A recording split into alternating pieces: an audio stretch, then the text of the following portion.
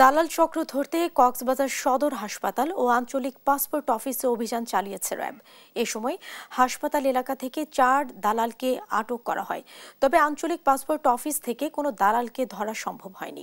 RAB জানিয়েছে, বৃহস্পতিবার সকাল থেকে শুরু হয় এই অভিযান। এ সময় হাতে নাতে ধরা 4 জনকে বিভিন্ন মেয়াদে কারাদণ্ড দেয় ভ্রাম্যমাণ আদালত। এর মধ্যে 2 জনকে 7 দিন, একজনকে 15 দিন ও একজনকে 21 দিনের কারাদণ্ড দেওয়া হয়।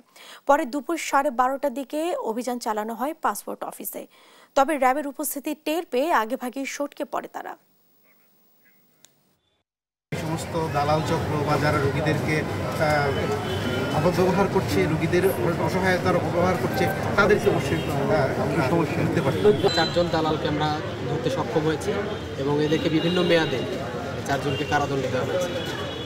আর আমাদের এই অভিযান অব্যাহত থাকবে।